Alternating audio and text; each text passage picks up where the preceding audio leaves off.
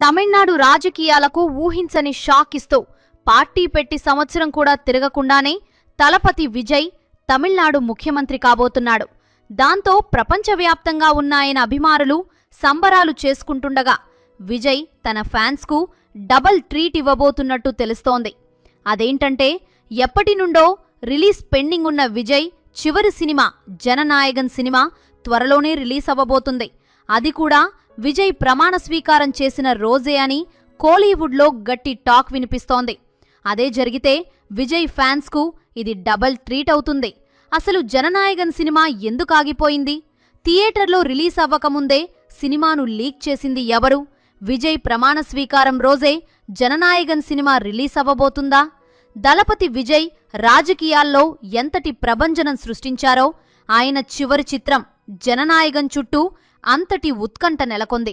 నిజంగానే ఆయన ముఖ్యమంత్రిగా ప్రమాణ స్వీకారం చేసే రోజునే ఈ సినిమా విడుదలైతే ఆ పరిస్థితి ఊహకందని విధంగా ఉంటుందని సినీ మరియు రాజకీయ విశ్లేషకులు భావిస్తున్నారు. ప్రస్తుత పరిస్థితులు మరియు అంచనాల ప్రకారం ఆ సినిమా రిలీజ్ అయితే ఒక అగ్నిపర్వతం పేలితే ఎలా ఉంటుందో ఆ సినిమా ప్రభావం అలాగే ఉంటుంది. లెక్క ప్రకారం జననాయగన్ సినిమా ఈ 2026 జనవరి 9న సంక్రాంతి కానుకగా విడుదల కావాల్సి ఉంది. కానీ సెన్సార్ బోర్డ్ ఈ సినిమాకి సర్టిఫికేట్ ఇవ్వడానికి నిరాకరించడంతో అసలు సమస్య మొదలైంది. చిత్రంలో మతపరమైన అంశాలు మరియు సాయుధ దళాల చిత్రణపై అభ్యంతరాలు వ్యక్తమయ్యాయి. దాంతో విజయ్ తన సినిమా విడుదలను బీజేపీ ప్రభుత్వం కావాలనే అడ్డుకుంటోందని ఆరోపించగా ముఖ్యమంత్రి స్టాలిన్ మరియు రాహుల్ గాంధీ వంటి నాయకులు ఆయనకు మద్దతు తెలిపారు. ఈ వివాదం మద్రాస్ హైకోర్టు నుండి సుప్రీంకోర్టు వరకు వెళ్ళింది. అలా సెన్సార్ సమస్యలతో సినిమా ఆలస్యమవుతున్న తరుణంలో ఏప్రిల్ 9న చిత్ర బృందానికి ఊహించని దెబ్బ తగిలింది. సినిమా పూర్తి హెచ్డీ వర్షన్ ఆన్లైన్లో లీక్ అయింది. దీనివల్ల నిర్మాతలు దాదాపు 400 కోట్ల వరకు నష్టపోయే అవకాశం ఉందని అంచనా వేస్తున్నారు. అలాగే ఆ లీక్ కారణంగా అమెజాన్ ప్రైమ్ వంటి సంస్థలు తమ భారీ ఓటీటీ డీల్స్ నుండి తప్పుకోవడం లేదా రేట్లు తగ్గించడం జరిగింది. ఇక ప్రస్తుతం తమిళనాడులో విజయ్ పార్టీ విజయ్ విహారం చేస్తుండటంతో ఆయన ముఖ్యమంత్రిగా ప్రమాణ స్వీకారం చేసిన రోజే ఆ సినిమా రిలీజ్ చేయాలని ప్లాన్ చేస్తున్నారు. ఒక రాష్ట్ర ముఖ్యమంత్రిగా బాధ్యతలు చేపట్టిన వ్యక్తి అదే రోజు వెండితెరపై హీరోగా కనిపిస్తే అది ప్రపంచ సినిమా చరిత్రలోనే ఒక అపూర్వ ఘట్టమవుతుంది. అలాగే తమిళనాడులో ఉన్న 1100కు పైగా థియేటర్లు వారం రోజుల పాటు కేవలం ఈ సినిమానే ప్రదర్శించే అవకాశం ఉంది. దాంతో జననాయగన్ సినిమా మొదటి రోజే 300 కోట్లు గ్రాస్ వసూలు చేసినా ఆశ్చర్యపోనక్కర్లేదు. ఇక ఈ సినిమా కేవలం వినోదం మాత్రమే కాదు, విజయ్ రాజకీయ సిద్ధాంతాలను ప్రజల్లోకి తీసుకెళ్లే ఒక పొలిటికల్ మేనిఫెస్టోలా పనిచేస్తుంది. సినిమాలోని డైలాగులు, సామాజిక సందేశాలు ఆయన పాలనకు ఒక బలమైన పునాదిని వేస్తాయి. ఆ సినిమా రిలీజ్ రోజు విజయ్ ప్రమాణ స్వీకారం చేసే వేదిక వద్ద ఎంత హడావుడి ఉంటుందో థియేటర్ల వద్ద అంతకంటే ఎక్కువ రచ్చ ఉంటుంది. రాష్ట్రవ్యాప్తంగా విజయ్ అభిమానులు పాలాభిషేకాలు, అన్నదానాలు మరియు భారీ కటౌట్లతో పండగ వాతావరణం సృష్టిస్తారు. అలాగే థియేటర్లే పార్టీ కార్యాలయాలుగా మారిపోయే అవకాశం ఉంది. ఇప్పటికే ఈ సినిమా ఆన్లైన్లో లీక్ అయిందనే వార్తలు కలవరపెడుతున్నాయి. అయితే అభిమానులు థియేటర్లోనే సినిమాను చూడాలని కృతనిశ్చయంతో ఉండడం సినిమాకు ప్లస్ పాయింట్. ఇక ఆ రోజు తమిళనాడు బాక్సాఫీస్ మాత్రమే కాదు, గూగుల్ సర్వర్లు కూడా దళపతి పేరుతో మోగిపోవడం ఖాయం. ఉదయం కౌంటింగ్ మొదలైనప్పటి నుండి డీఎంకే మరియు ఏఐఏడీఎంకే ఆఫీసుల్లో టెన్షన్ మామూలుగా లేదు. విజయ్ స్థాపించిన తమిళగ వెట్రి కళగం పార్టీ ప్రారంభ ట్రెండ్స్లోనే 100 సీట్ల మార్కును దాటేసి అందరికీ పెద్ద షాక్ ఇచ్చింది.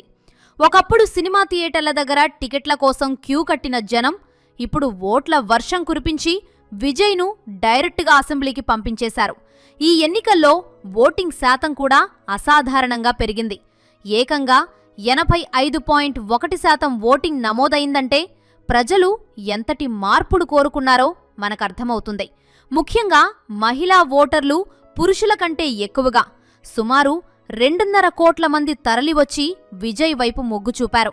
ద్రవిడ దిగ్గజాలుగా పిలువబడే పార్టీలు పోటీ మా మధ్య అని విర్రవీగితే విజయ్ మాత్రం సైలెంట్గా తన సైన్యాన్ని సిద్ధం చేసి అంచనాలను తలకిందులు చేస్తూ సింగిల్ లార్జెస్ట్ పార్టీగా అవతరించారు. మ్యాజిక్ ఫిగర్ 118ని ఈజీగా దాటేసి ముగా దాటేసి ముఖ్యమంత్రి పీఠాన్ని సొంతం చేసుకున్నారు.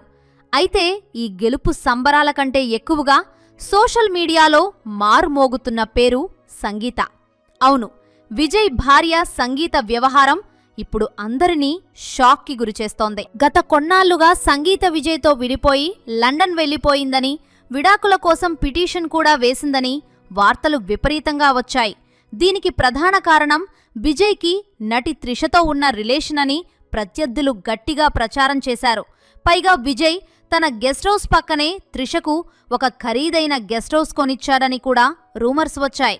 త్రిష మరియు విజయ్ కలిసి ఉన్న ఫోటోలు లీక్ అవ్వడం కూడా ఈ అనుమానాలకు బలాన్ని ఇచ్చాయి. కాని ఇప్పుడు విజయ్ ముఖ్యమంత్రి అవగానే సోషల్ మీడియాలో సంగీత విషయంలో ఒక టాక్ గట్టిగా నడుస్తుంది. అంటే విజయ్ ఇప్పుడు సీఎం అయ్యారు కదా, మళ్ళీ సంగీత విజయ్ దగ్గరికి వస్తాదేమో అని డౌట్ పడుతున్నారు.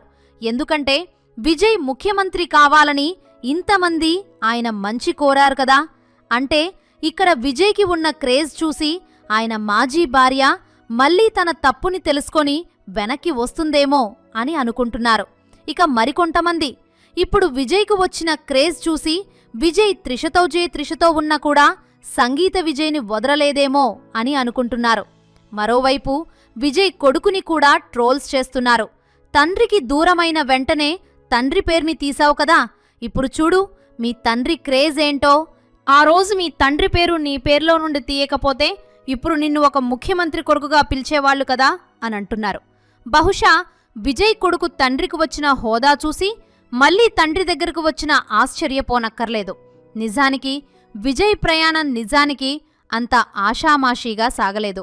1974లో చెన్నైలో జన్మించిన విజయ్ ప్రముఖ దర్శకుడు ఎస్ఏ చంద్రశేఖర్ కొడుకుగా ఇండస్ట్రీకి ఎంట్రీ ఇచ్చాడు. అయితే విజయ్ చిన్నతనంలోనే ఒక పెద్ద విషాదాన్ని ఎదుర్కొన్నాడు. ఆయనకు 2 ఏళ్ల వయసున్న చెల్లెలు విద్య ఉండేది. ఆమె అకాల మరణం విజయ్ జీవితాన్ని బాగా కుదిపేసింది. ఇప్పటికీ ఆమె జ్ఞాపకాలను పదిలపరుచుకుంటూ తన కార్లన్నింటికీ ఆమె పుట్టినరోజైన 02 రోజై 0277 నంబర్ను వాడుతుంటారు. 1984లో చైల్డ్ ఆర్టిస్ట్గా మొదలైన ఆయన కెరీర్ మొదట్లో ఎన్నో విమర్శలను ఎదుర్కొంది.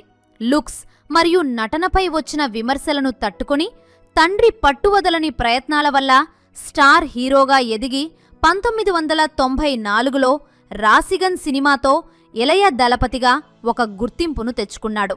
విజయ్ రాజకీయ ఆలోచనలు నిన్న మొన్న వచ్చినవి కావు. 2009లోనే తన ఫ్యాన్ క్లబ్స్ను విజయ్ మక్కల్ ఇయక్కం అనే సామాజిక సేవా సంస్థగా మార్చినప్పుడే ఆయన అడుగులు పాలిటిక్స్ వైపు పడ్డాయి. ఆ సంస్థ 2021 స్థానిక సంస్థల ఎన్నికల్లో 115 సీట్లు గెలవడంతో విజయ్ నమ్మకం పెరిగింది. ఇక 2024 ఫిబ్రవరి 2న అధికారికంగా తమిళగ వెట్రి కళగం పార్టీని స్థాపించారు. సినిమా నా వృత్తి, రాజకీయం నా బాధ్యత అని ఆయన చెప్పిన నినాదం యువతలో ఒక ఊపును తెచ్చింది. తన పార్టీ జెండాపై ఉన్న పిరప్పోకుం ఎల్లా ఉయిర్కుం అంటే పుట్టుకతో అందరూ సమానమే అనే సిద్ధాంతాన్ని ఆయన బలంగా నమ్మారు. మీరు ఎప్పుడైనా గమనించారా? ఒక సినిమా స్టార్ రాజకీయాల్లోకి వచ్చినప్పుడు ప్రజలు కేవలం గ్లామర్ చూసి ఓట్లు వేస్తారా, లేక వారి వెనుక ఉన్న నిజాయితీని గమనిస్తారా? విజయ్ విషయంలో ఆయన గ్లామర్ కంటే ప్రజలతో ఆయనకున్న అనుబంధమే ఎక్కువ పనిచేసినట్లు కనిపిస్తోంది. విజయ్ తన పార్టీ సిద్ధాంతాలను చాలా స్పష్టంగా ప్రకటించారు. ఆయనది సెక్యులర్ సోషల్ జస్టిస్ సిద్ధాంతమంటే లౌకికవాదం మరియు సామాజిక న్యాయం. అంబేద్కర్, పెరియార్, కామరాజ్ వంటి మహనీయుల సిద్ధాంతాలను స్ఫూర్తిగా తీసుకుని ఎడమపక్ష భావజాలం వైపు మొగ్గు చూపారు. ఈ ఎన్నికల్లో ఆయన నీట్ పరీక్ష రద్దు మరియు విద్యను రాష్ట్ర జాబితాలోకి తీసుకురావటం వంటి కీలక అంశాలపై గలమెత్తారు.